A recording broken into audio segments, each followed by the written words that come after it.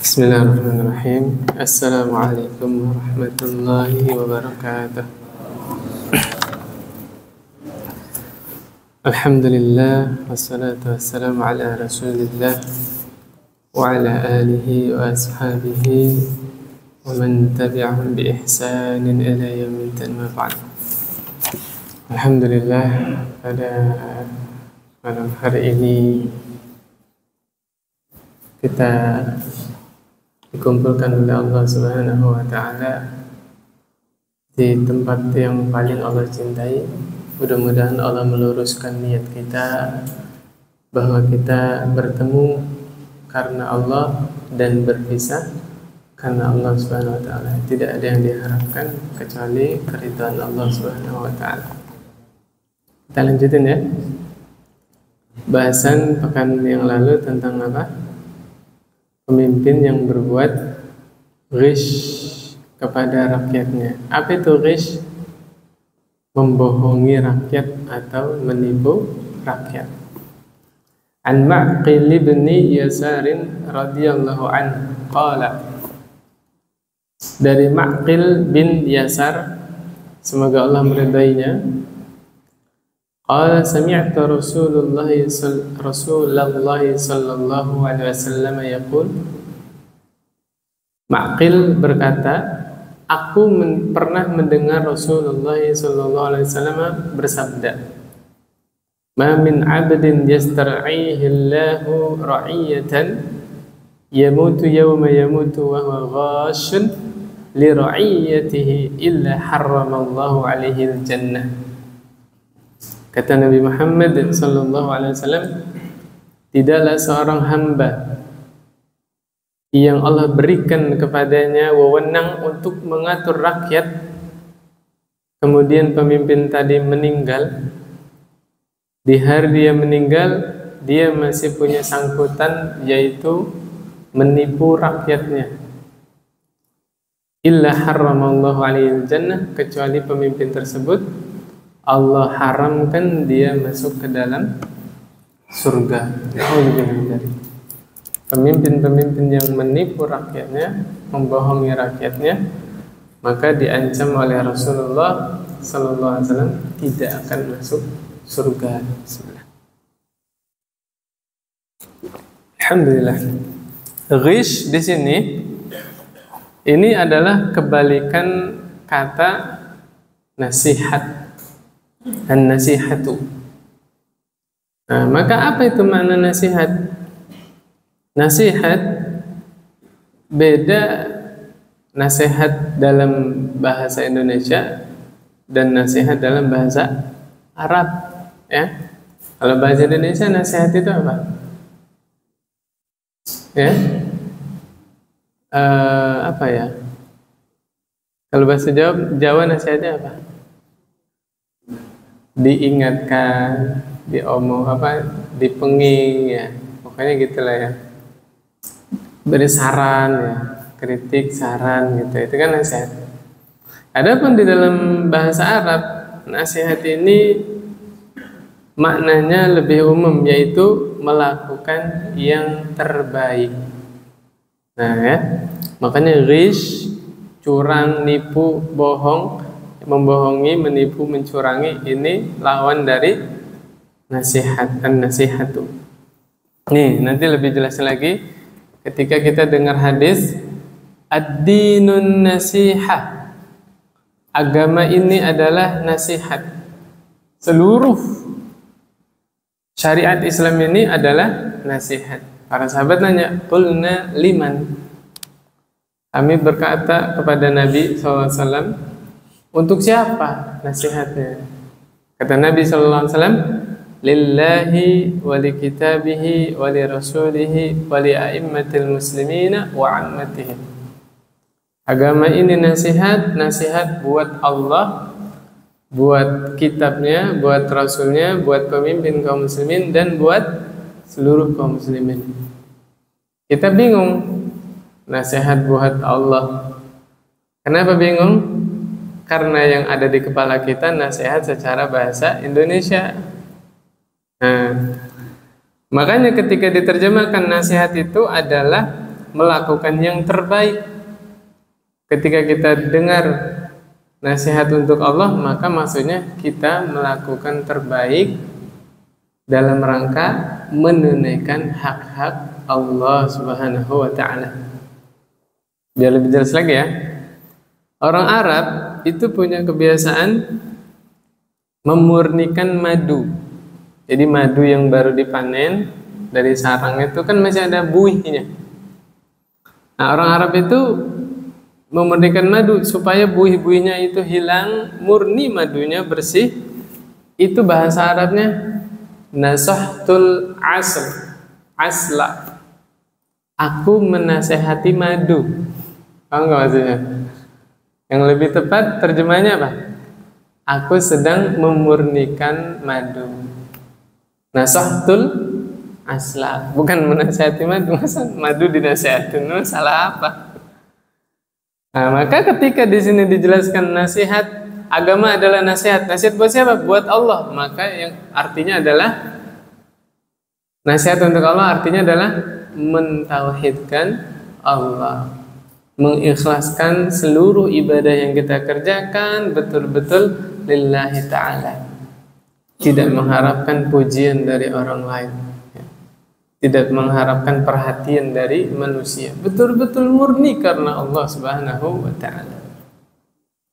Nah, kalau seseorang sudah mengerjakan ibadahnya itu lillahi ta'ala murni, tandanya apa? Istiqomah. Ya, istiqomah. Kajian mau 2 orang, mau 3 orang, tetap pengajian dia. Subhanallah.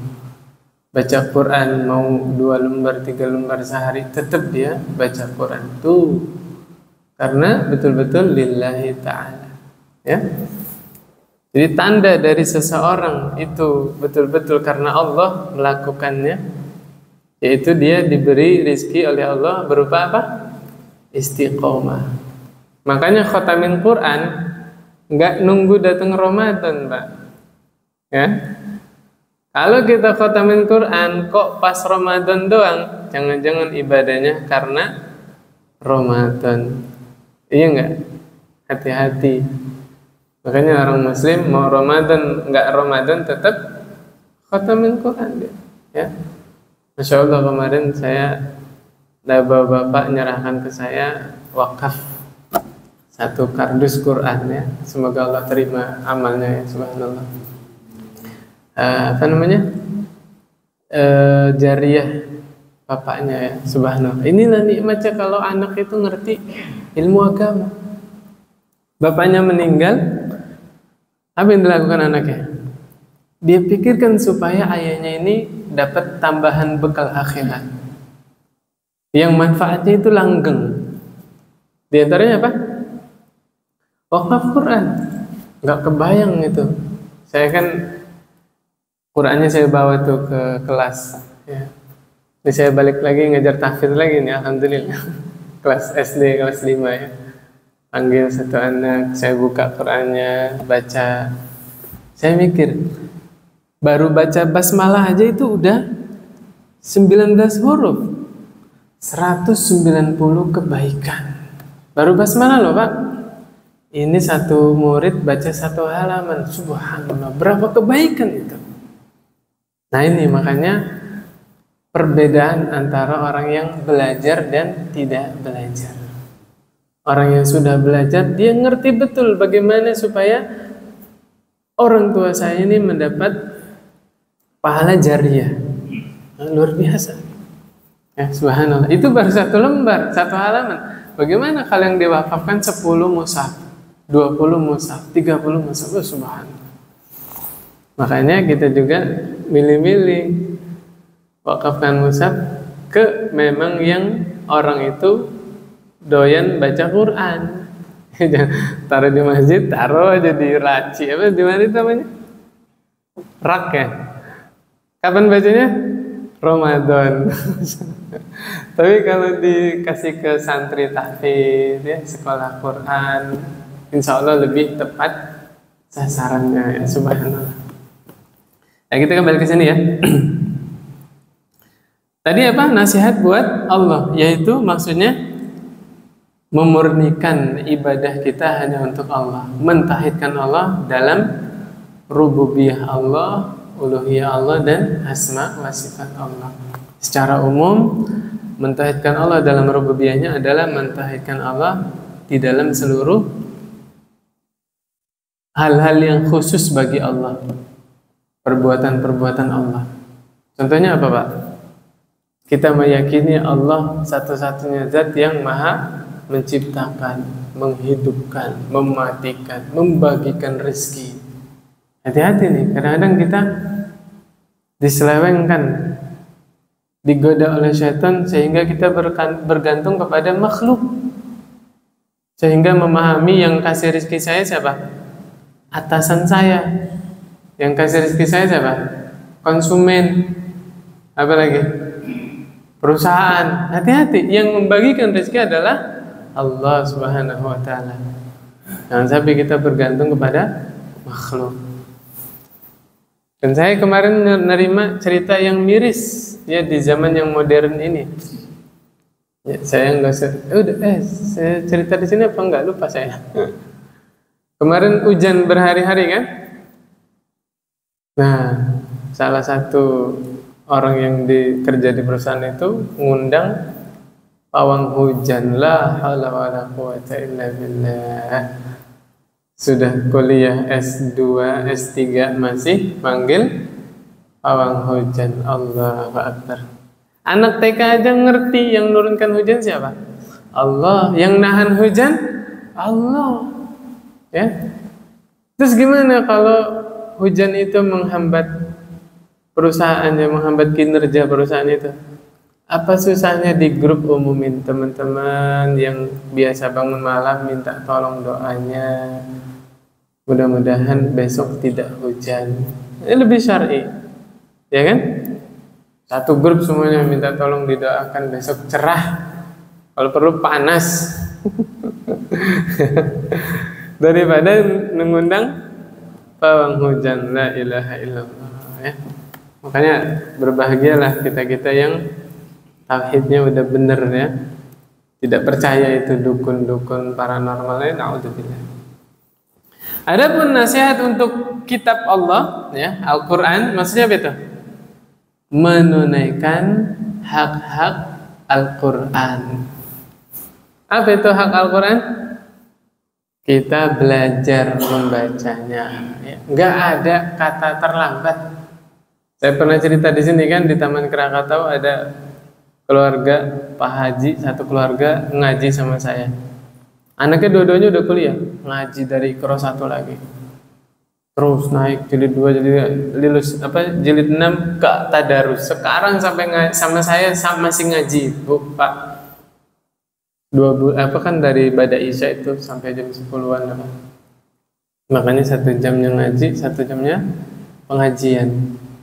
Jadi ngumpul satu keluarga sama pembantunya itu ngaji, tanya jawab masalah agama. Nggak ada kata terlambat. Sekarang nambah lagi, Pak. Hari Senin malam Selasa di Nusaraya. Bawa apa, Pak? Masih jilid 3. Insya Allah. Ya, luar biasa. Justru saya salut nih. Udah usia sepuh tapi masih mau belajar ngaji. Jadi yang ini saya bedain. Pada maghrib ngaji ikronya, pada isya baru pengajian. Biar saya pulangnya cepat, jam 9 udah pulang. Kalau yang sana kan jam 10 baru beres. Kadang-kadang sampai rumah setengah 11 ya, subhanallah. Ala kulli hal, tidak ada kata terlambat untuk belajar ya. Jadi menunaikan hak Al-Quran itu ngapain aja, Pak? Belajar cara membacanya, istiqomah membacanya, berusaha menghafal ya. Terus Pak usaha masih hafalannya yang masih sampai at-takatsur, tambah lagi Pak. Al-Qari'ah, naik lagi Al-Adiyah, Az-Zalzalah, terus yang sudah selesai juz amma, lanjut Pak. Al-Mursalat, Al-Insan ya. Allah melihat usaha kita. Mau 1 tahun ngapal At-Takatsur nggak hafal-hafal, yang penting Bapak udah berusaha. Iya nggak Pak? Saya tanya teman-teman yang biasa yasinan, dulu nggak sengaja ngapal yasin kan? Tapi karena biasa dibaca, hafal nggak Pak? Nah, berarti berlaku juga untuk surat-surat yang lain. Misalnya pengen ngapal apa? Al-Kahfi misalnya. Coba sepekan sekali Al-Kahfi rutin. Dijajal, setahun hafal nggak? Nah ya, kalau Al-Kahfi kepanjangan dia Al-Mulk dulu lah, Al-Waqi'ah dulu, ya kan? Ada, saya bisa ternyata ya hafal Al-Mulk, Al-Waqi'ah. Ganti surat yang lainnya. Jadi jangan mentok Yasin doang, ya. Umat Islam itu punya Al-Quran lah, 114 surat, bukan Yasin doang. Alhamdulillah yang sudah hafal Yasin, pindah lanjutin. Ya, surat-surat terkenal dulu nggak apa-apa, Al-Waqi'ah, Al-Mulk. Nah, itu udah hafal semua, ganti yang lain lagi. Al-Qalam, Al-Haqqah, terus ya, subhanallah. Apa lagi? Mengajarkan Al-Quran. Kemudian mengamalkannya. Ini bareng-bareng. Di antara mengamalkan Quran juga adalah saling nasihat, menasihati illal ladzina amanu wa amilus solihati wa tawassaw bil haqqi wa tawassaw bis sabr. Ya nasihat. Kadang-kadang nasihat itu nggak beres sehingga yang dinasihati marah, gara-garanya apa Pak? Ini koreksi diri sendiri masing-masing ya. Jangan-jangan kita kurang ikhlas menasihati saudara kita. Bukan karena Allah. Akhirnya caranya salah, tempatnya, waktunya salah, sehingga bukannya nasihat yang timbul malah merendahkan saudaranya. Ya, ini berarti harus belajar juga fikih menasihati saudaranya ya. Subhanallah. Ada Pak Haji yang lembut banget nasihatin saya. Selesai saya ngimamin sholat Isya, keluar masjid, dia kejar saya. Dia nanya, Assalamualaikum Pak Ustadz, apa sih hukumannya kalau misalnya kita jadi makmum nih, terus imamnya itu bacanya cepet, jadi kita belum selesai Al-Fatihah, imamnya sudah ruku duluan. Nah, saya panjang lebar jelasin, ya Bapak tandain aja itu imamnya, kalau memang bacanya cepet ya Bapak bacanya agak cepet lagi gitu kan. Padahal apa namanya, bacaan sir sama jahar kan sama aja Al-Fatihah ya, nggak boleh buru-buru ya. Tek. Berlalu berapa lama saya baru mikir, apa jangan-jangan saya yang dimaksud? Sadarnya terlambat ya. Apa jangan-jangan itu yang dimaksud saya imamnya gitu ya. Mulai dari situ ya udah saya agak perlambat lagi bacanya, rakaat yang ketiga, rakaat yang keempat. Masya Allah lembut, saking lembutnya nggak kerasa saya dinasihatin. Nah, ini kan perlu dicontoh ya, nggak takyin tapi kena gitu. Oh iya ya, jangan-jangan saya yang dinasihat. Nah gitu, subhanallah. Nanti kapan waktu berarti saya dapat nasihat lagi. Ustaz, apa hukumnya memperlama bacaan surat? Masya Allah, luar biasa ya. Itu kan enak Pak. Orang yang dinasihatin nggak merasa dinasihatin, Masya Allah. Dan pengalaman saya, ketika kita ingin memberi masukan ke saudara kita, nasihat kita itu tidak perlu langsung diterima ketika itu. Ya mungkin teman-teman tahu ya, kalau nasihatin orang yang berilmu itu agak susah kan, ngeyel kan. Suatu saat saya dinasihatin, ketika itu saya nggak terima. Saya merasa di atas kebenaran. Tapi subhanallah, 3 hari setelah itu, 1 pekan setelah itu, ketika saya sendiri itu merenung Pak. Merenung, oh iya ya, ada benernya juga yang diomongin itu, masukan itu ada benernya juga. Maka poinnya, ketika kita ingin menasihati saudara kita, sampaikan saja, nggak mesti diterima saat itu. Karena Allah yang akan membukakan kepala orang, yang akan membukakan dada seseorang itu Allah Subhanahu wa Ta'ala. Kapan waktu nanti dia lagi sendiri merenung, nanti memorinya mengulang lagi. Oh iya ya, ada benernya juga. yang diomongin Pak D Fulan itu. Nah, disampaikan aja Pak. Tentunya menjaga bahasa ya, bahasa juga itu perlu diperhatikan. Kemudian nasihat untuk rasulnya, wali rasulihi. Apa nih yang dimaksudnya? Kita nasihatin rasul. Na'udzubillah, kita yang dinasihatin ya. Yang dimaksud adalah menunaikan hak-hak Rasulullah Sallallahu Alaihi Wasallam.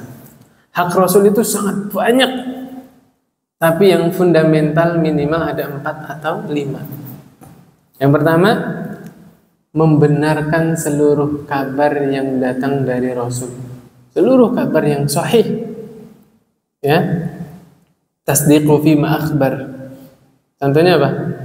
Nabi cerita nanti akhir zaman Nabi Isa akan turun. Percaya nggak bapak-bapak? Wajib percaya. Sahih dari Nabi. Dajjal akan keluar. Dajjal udah ada apa belum ada? Mbak, Dajjal udah ada atau belum ada? Sudah ada. Diikat di suatu pulau yang asing, nggak tahu namanya apa. Nah, hadisnya dari sahabat Tamim Ad-Dari itu ya. Itu panjang juga ceritanya. Kemudian Nabi cerita tentang apa? Tembok yang dibangun Dzulqarnain, Ya'juj Ma'juj akan hancur nanti di akhir zaman. Itu kita benarkan. Nih, membenarkan seluruh berita yang datang dari Nabi, berita yang sahih. Yang kedua, menjalankan seluruh perintah Nabi. Selama kita mampu, bismillah. Ya, la yukallifullahu nafsan illa wus'aha. Apapun yang diperintah Nabi kita mampu. Dan saya sarankan kalau sampai kepada kita satu sunnah, minimal kita pernah mengamalkan walaupun sekali dalam seumur hidup. Contoh, sholat sambil pakai sandal. Udah pernah belum Pak? Nah, ini sunnah ini Pak. Kalau Bapak buka itu, lafaz-lafaznya kuat banget. Sampai suruh menyelisihi Yahudi. Selisihilah oleh kalian orang Yahudi, sholatlah kalian dengan sandalnya. Karena orang-orang Yahudi tidak mau sembahyang pakai sandal. Tuh, sampai seperti itu lafaznya. Nah, kalau kita sudah sampai ilmunya minimal sekali seumur hidup pernah sholat pakai sandal. Terus gimana? Ya jangan di sini juga Pak. Marah DKM. Masjid udah karpet bagus, ngimamin lagi pakai sandal. Enggak Pak. Mungkin teman-teman di rumah ada sandal rumah ya, yang bersih itu. Nah, bisa sholatnya pakai itu. Harus bersih juga sandalnya dari najis, ya nggak boleh ada najis. Atau kalau teman-teman ada kesempatan sholat Id di lapangan ya, nggak usah dilepas sandalnya, pakai aja. Ya, minimal pernah menjalankan sunnah. Kenapa? Itu menguatkan iman kita bahwa ini sunnah, bagian dari sunnah Nabi ya, Sallallahu Alaihi Wasallam. Ya, jangan dipraktekin di masjid Pak ya. Nanti saya disalahin sama DKM lagi. Ya subhanallah. Kenapa? Saya ingat waktu itu ada syekh dari Saudi Arabia pengen ngisi kajian di Al-Hanif. Saya perhatiin tuh, sepatunya mau masuk masjid ya. Terus ditegur sama DKM, Syekh, lah ya jangan, nggak boleh. Kan di sana mah bebas, tawaf pakai sandal juga boleh ya. Ya, kan sandalnya bersih-bersih masya Allah di sana ya. Nggak apa-apa kalau di sana ya. Di Indonesia adatnya nggak gitu ya, subhanallah. Kemudian apa lagi? Menjauhi seluruh yang dilarang oleh Rasulullah Sallallahu Alaihi Wasallam. Seluruh yang dilarang Pak. Apa yang itu dilarang sama Nabi tapi masih biasa di tengah masyarakat. Tato itu dilarang sama Nabi. Yang mentato dan yang minta ditato itu dilaknat oleh Allah dan Rasulnya. Apalagi mencabut alis. Nih, ibu-ibu nih kadang-kadang. Bapak-bapak ada nggak yang dicabut alisnya? Makanya saya bingung sama ibu-ibu tuh, sama perempuan. Alisnya dicabut terus digambar lagi, betul nggak? Udah dicabut nih, terus digambar lagi. Pernah nggak ngeliat bapak-bapak cabutin kumis terus digambar lagi? Ada nggak? Nggak ada. Ibu-ibu itu alisnya dicabut terus digambar lagi. Allahu Akbar, la ilaha illallah. Dan teman-temannya ibu-ibu nih ya, atau perempuan-perempuan yang akan dirias, jangan nurut juga sama tukang riasnya. Kepentingan riasan kan, asal cabut aja, ngomong saya nggak mau dicabut alisnya gitu ya. Ada larangan dari Nabi SAW. Termasuk apa lagi? Merenggangkan gigi. Merenggangkan gigi. Jadi dulu itu ada budaya giginya kalau direnggangin itu terlihat lebih cantik. Kalau sekarang nggak tahu ya, wallahualam. Gigi kelinci sekarang ya. Dibikin gigi kelinci ya, sengaja ya. Habis itu makannya wortel terus ya. Wallahu akbar. Kemudian berikutnya, nasihat untuk pemimpin kaum muslimin. Nah, ini juga melakukan yang terbaik untuk pemimpin kita ya. Kemudian termasuk nasihat itu sendiri secara bahasa Indonesia. Tentunya diperhatikan etika menasihati pemimpin. Ya, gini aja deh kasar katanya. Kita suka nggak dinasihatin di depan umum? Nggak suka. Kita aja nggak suka Pak ditegur di depan, gak usah di depan umum lah, di depan temannya satu orang aja, malu kan? Apalagi pemimpin yang punya wibawa, ya, punya harga diri. Jangan-jangan kalau kita nasihatin di depan umum, ya, bicarakan pemimpin nih, na'udzubillah, sudah kotor hati kita. Kalau murni ikhlas karena Allah, pasti dia akan jaga kehormatan pemimpinnya tersebut. Ya. Demikian. Begitu juga husnuzon. Ulama-ulama kita, ustadz-ustadz kita, mungkin mereka nggak diam. Mereka sudah nasihatin. Entah dari japri WA-nya atau ngirim surat yang resmi, kan nggak tahu ya. Kita husnuzon. Para ulama kita juga sudah menasihati pemimpin, ya. Masa harus diumumin ke kita kan enggak? Itu bukan sembunyi-sembunyi jadinya, ya. Yang terakhir nasihat untuk seluruh kaum muslimin wa ammatihim. Ini juga tadi sudah dijelaskan.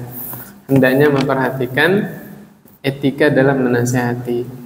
Tapi kembali lagi tadi, makna awal nasihat itu apa tadi? Melakukan yang terbaik. Makanya maknanya bukan setiap ketemu saudara muslim di jalan dinasihatin, dipenging, bukan.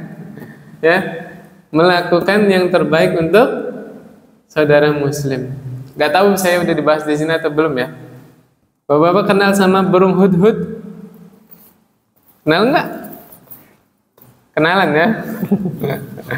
Di surah An-Naml, ya, subhanallah, burung hudhud itu terbang dari Palestina ke Sabah. Sabah itu di Yaman, Pak.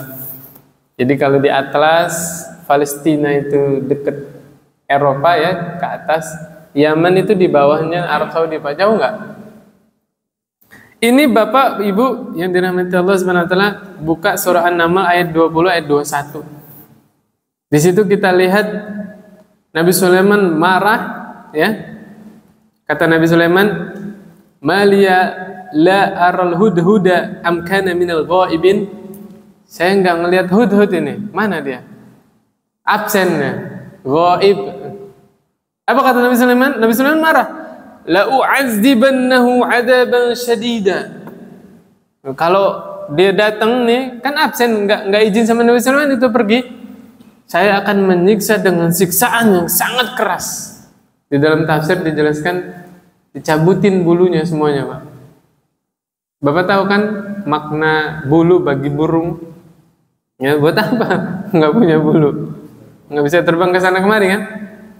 Aula azbahannahu, kalau enggak saya sembelih ini.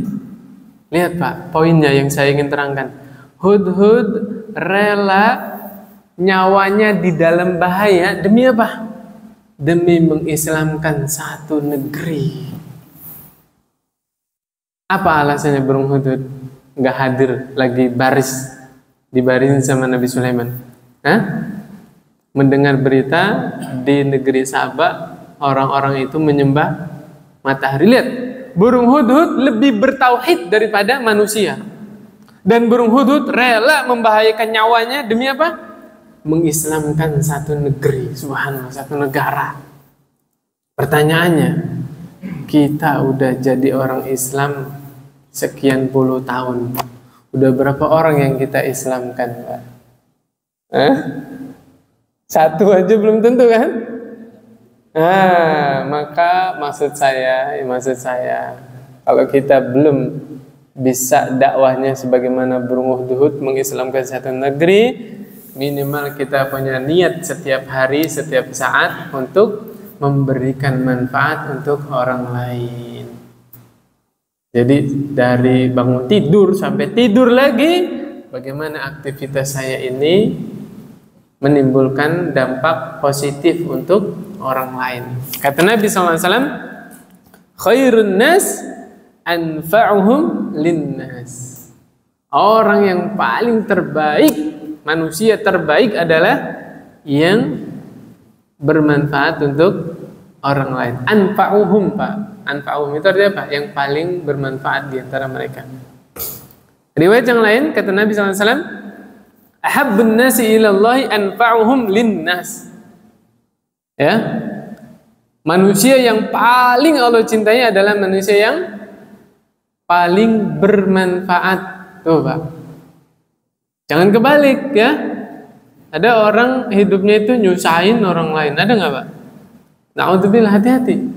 Ada ya, bergantung sama orang lain, merepotkan orang lain, sampai kalau orang ketemu dia sebel Pak. Kesini paling mau minjem duit lagi. Hati-hati. Kalau ketemu dia mesti apa? Minjem duit, ya la haula wala quwata illa billah. Hati-hati Pak, hati-hati ya. Hati-hati. Justru sebaliknya, orang yang paling Allah cintai adalah orang yang paling memberikan manfaat untuk orang lain. Wa ahabbul a'mal ilallahi sururun tudkhiluhu ala muslim. Kalau tadi manusia yang paling Allah cintai, apa tadi Pak? Orang yang paling bermanfaat. Sekarang amalan yang paling Allah cintai, apa itu? Memasukkan kegembiraan ke dalam hati saudara muslim. Tuh Pak, amalan yang paling Allah cintai adalah menggembirakan saudara muslim. Subhanallah. Bapak gembira nggak kalau lewat satu jalan kemarin ada polisi tidur tuh, pas lewat situ lagi nggak ada, masya Allah, plong ya, alhamdulillah. Berarti itu amalan yang paling Allah cintai Pak. Menyenangkan saudara muslim kan, betul nggak? Iya. Kalau polisi tidur disingkirkan kita bahagia, apalagi kesusahan kita yang diangkat ya kan, masya Allah ya, luar biasa Pak. Inilah keindahan Islam Pak. Ya. Selalu berusaha menjadi orang yang bermanfaat dan selalu berusaha menyenangkan saudaranya. Kemudian jemaah salat maghrib yang dirahmati Allah Subhanahu wa taala, Ustadz Firanda di sini membawakan hadis 7 golongan yang dinaungi arsy Allah ya, nanti ya Allah naungi di bawah arsy Allah pada padang mahsyar. Dan yang menarik di sini yang paling pertama disebut siapa? Imamun adil. Di sini Ustadz Firanda menjelaskan bahwa jabatan pemimpin itu adalah hal yang paling bisa memasukkan orang ke dalam surga, bahkan mencapai derajat tertinggi. Kenapa? Karena tindak tanduknya, kebijakannya itu kalau bikin suatu kemaslahatan, kebaikannya itu dirasakan oleh orang banyak. Kan tadi orang yang paling Allah cintai orang yang bagaimana? Yang paling bermanfaat. Nah pemimpin kalau lurus ya, lillahi ta'ala mimpinnya, manfaatnya itu dirasakan oleh jutaan orang, bahkan bisa miliaran orang ya, subhanallah. Makanya sebenarnya jabatan pemimpin ini kalau digunakan dengan baik, ikhlas karena Allah, itu hal yang paling memudahkan dia masuk ke dalam surga. Masih ingat Pak bagaimana ikhlasnya Abu Bakar ketika memimpin? Ya? Masih ingat nggak Pak? Ya? Kemarin dipilih jadi khalifah, besoknya ke pasar. Subhanallah. Ditegur sama Umar. Abu Bakar mau kemana? Lah saya punya anak istri. Kewajiban saya menghidupi anak istri saya. Tuh, subhanallah. Nggak ngarepin gaji. Nggak ada pikiran di kepalanya Abu Bakar pengen digaji oleh negara, enggak. Saya punya anak istri yang harus saya hidupi, makanya ke pasar. Nah, kalau Abu Bakar ke pasar, yang ngurusi rakyat siapa kan? Kata Umar, enggak. Udah nanti kebutuhan keluargamu diambil dari Baitul Mal. Dipaksa itu sama Umar, Pak. Subhanallah ya. Kalau sekarang gimana tuh, Pak? Bisa bikin anggaran sendiri ya? Ngajuin kan? Tek, nanti di ACC atau enggak gitu kan? Masya Allah ya. Luar biasa. Kita nggak ngomongin siapa-siapa ya. Ngomongin diri sendiri aja lah ya. Kita semua pemimpin kan? Subhanallah, yang menakjubkan, setiap bulan digaji, gajinya itu Pak nggak bisa buat belanja istrinya. Istrinya Abu Bakar pengen manisan, dia pengen jajan lah bahasanya ya. Itu harus nyisihkan berapa bulan.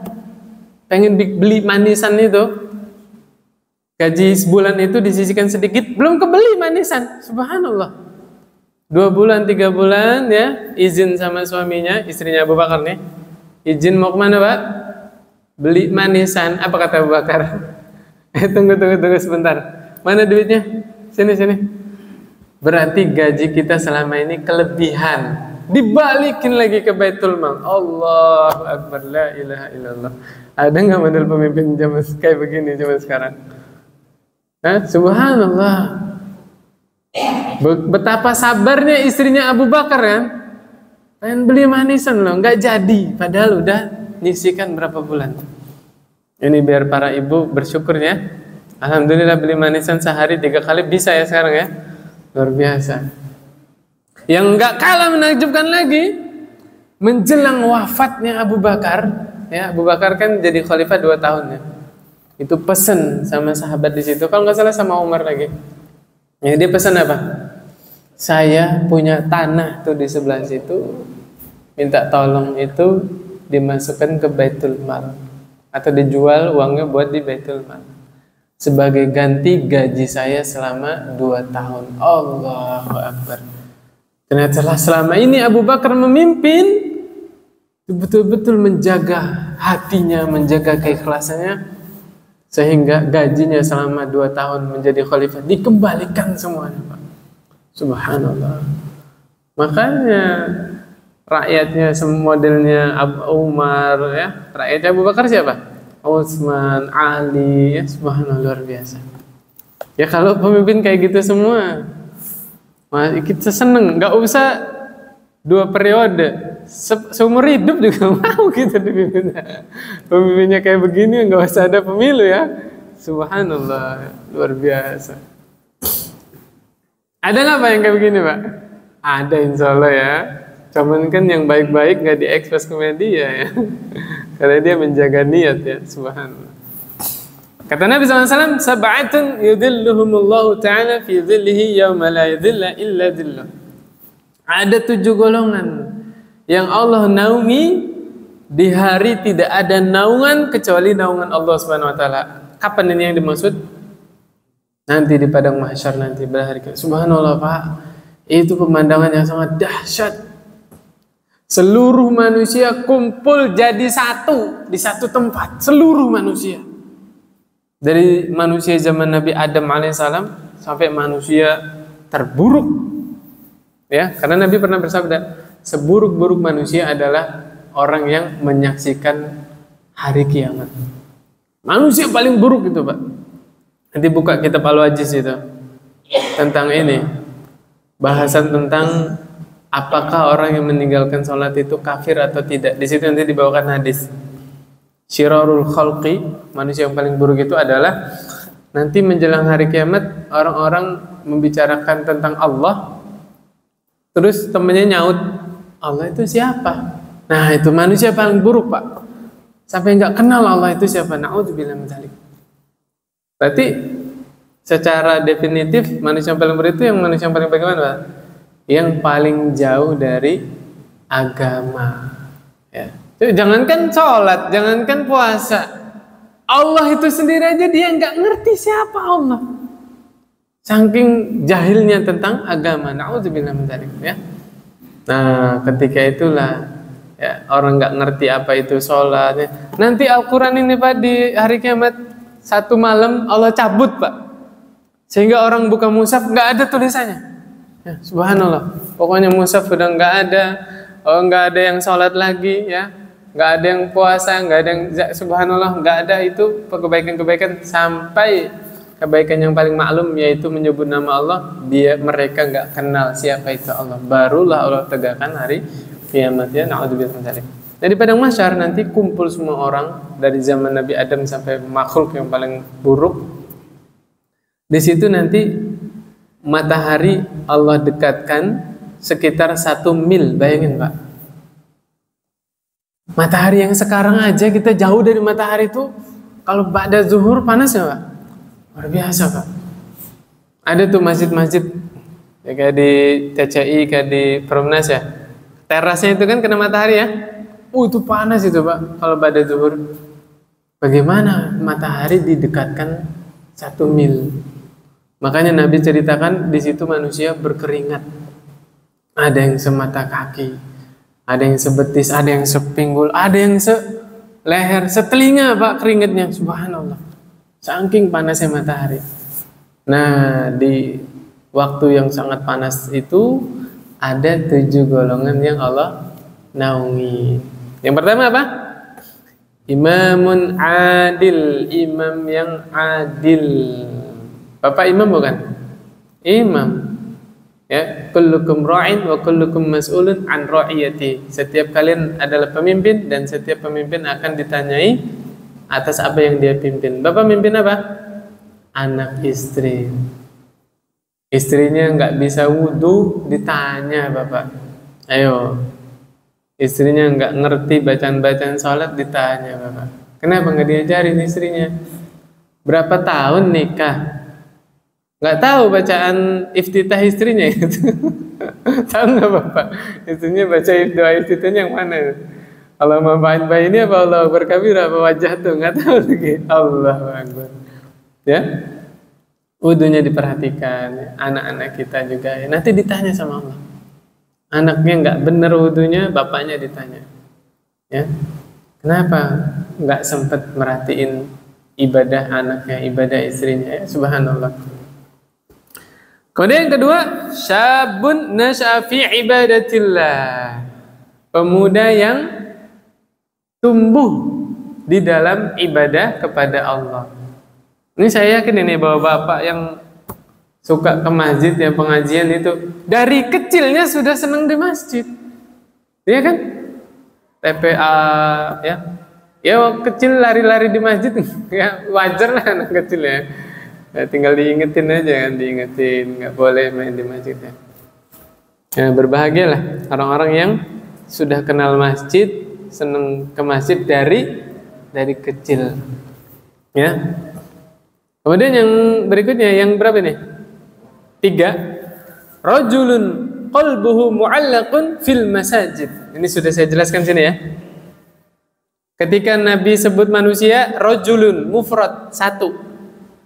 Tapi ketika nyebut masjidnya masajid jamak, ya, banyak masjid. Artinya apa? Ini orang dimanapun dia berada yang dicari apa? Masjid. Dan nggak mesti satu masjid. Pokoknya dimanapun kita berada yang dicari apa?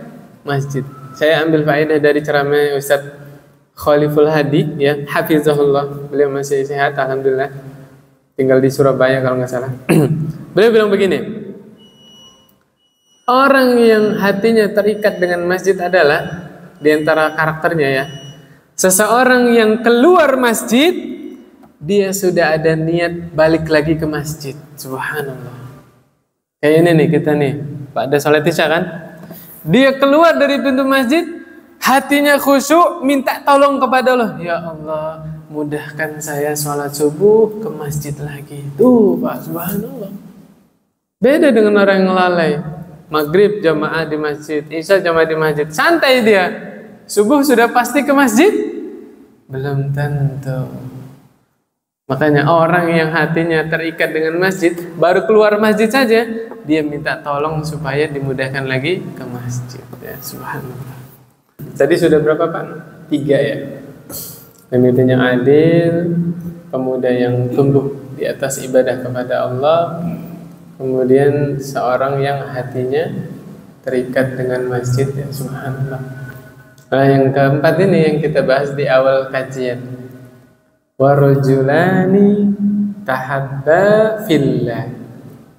Dua orang yang saling mencintai karena Allah. Apa itu yang dimaksud mencintai karena Allah? Nabi sendiri yang menerangkan, Pak. Kata Nabi, dua orang yang saling mencintai karena Allah adalah ijtama'a alaih wa tafarraqa alaih. Bertemunya karena Allah, berpisahnya juga karena Allah. Tidak ada kepentingan duniawi.